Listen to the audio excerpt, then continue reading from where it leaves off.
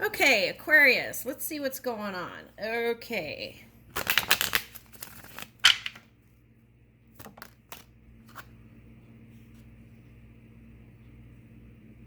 Okay, first off, you might want to align your rising sign with your sun sign.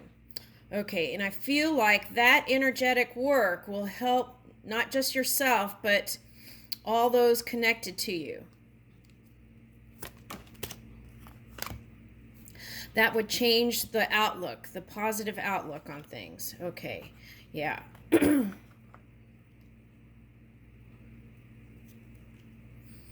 So, some of you, this is a water sign that has you in your fields. Okay. Some of you, this is that fire energy. And here's that Saturn. Yep. That I just did a Libra reading where Saturn showed up, so that could have been that too. But the key to this is to move your love with your wisdom. Yeah, that's the key here to success. Moving in love, but align your wisdom with it.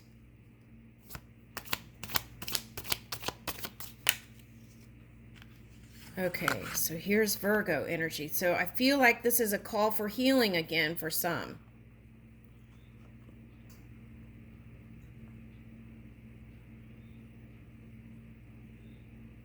Yeah, and it's like some of you have been working on your health here. Okay, exercising and things like that. Okay.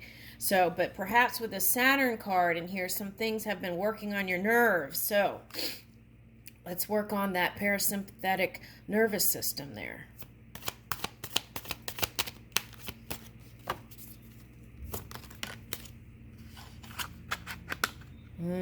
Okay, so if you have Scorpio in your chart, you want to kind of soothe those emotions with that water energy, but work on being more open and communicative. Okay, and for you, some of you, you're passionate about your Scorpio. Some of you, if you have Scorpio in your rising, it's helping you to feel passionate towards your family and love again. Okay.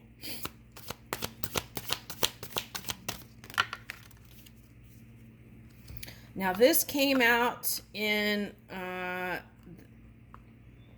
couple of readings. It's like, it's the ego, right? It's like feeling it's like if you feel like you've been criticized, you pinch back real fast. Okay, for the one that has a rising Scorpio.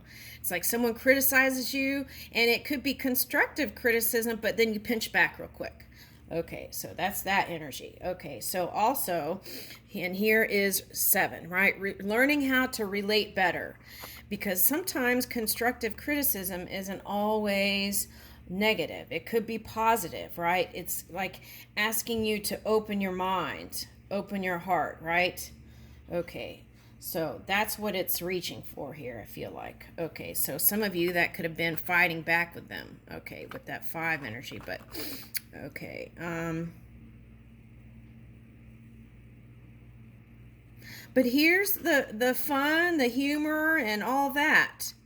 Okay, so it's like laugh your way through it, right? Have fun and playful like a Leo, right? And watch out for your self-esteem and ego, because that could be a trigger point too. It's like shore up your ego and your self-esteem, and that way it'll be natural as you move in this 5th and 7th house energy, okay, with partnerships and companionship and friendships. It'll be a natural flow, okay, and it'll feel more comfortable to you as you practice this in your everyday, right? Healthy self-esteem, healthy ego, right? Not one that's puffed up or covered up, and then you have to do some kind of funky stuff in the physical energy. All right. All right, so this is calling for anytime things don't go your way, right? And let's say you have something that irritated you that happened in your family or this and that. Okay, the key is here is to go back into your Imagineer world. Okay, so sometimes it's not about escape, it's about recreating the new so that that becomes the dominant energy. So if something didn't work out back here, then you go back into your dream work and imagine how it feels to have it work out, okay? And that is very key here, okay? And aligning your emotions with that mind stuff, right? Your wisdom.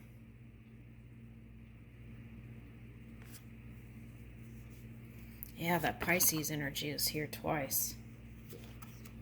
Now, the Pisces energy lately has been presenting itself as kind of being in the power and moving the dreams, okay, into this physical reality, feeling very lucky, right? Expansive. And here you are, Aquarius, okay? And I feel like that is having you feel experimental. But what's interesting is this Taurus energy is showing up here. Now, this is wanting stability above everything. So take a look at that, right? And sometimes that could be a trigger point. Here's the Cancer, the emotions, right?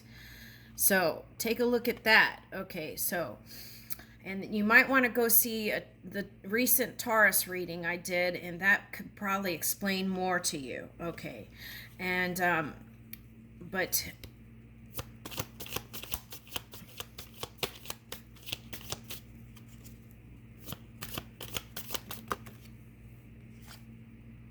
yeah. So this is that expansive energy again, and I feel like a lot of you want to travel and explore and maybe have felt a little frustrated because of the, the sea thing. Okay, but things are getting better, believe it or not. And the adventures that you've been dreaming up are accessible. That's what I see. Now, some of you are reaching for more higher spirituality here. Okay, so they want me to bring this in. Okay, so kind of think about this, right? And it doesn't have to be that. It could just be that, right? Okay, now, and then you can imagine, right, where you want this to go. All right, so this is the challenge. This kind of fiery Scorpio energy here, that pinchy energy, you want to align all that so that you don't use your extreme fire towards other stuff when you really want to put it towards this, right? So you have energy to put towards this and not through fighting. Okay.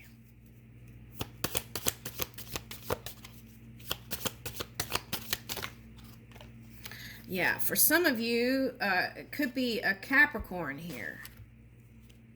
Some of you, that could be... Okay, for some of you, you have a connection with a water sign, a Capricorn, but some of you, this cleared out. You had some clearing energy. Okay, so some of that could have been karmic stuff too. Okay, so... now, healing is upside down here, the Chiron. So you may want to go look at your Chiron placement, and that might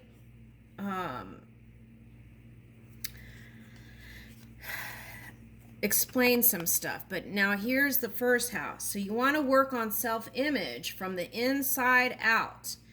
When you approach people, you want to look for not the physical in this new connection. You want to connect with the internal energy. It's not about how sexy they are on the outside. Sexy comes from the inside. And if you want long-term partnership, which I see here, that is the key to success. And I leave you with that.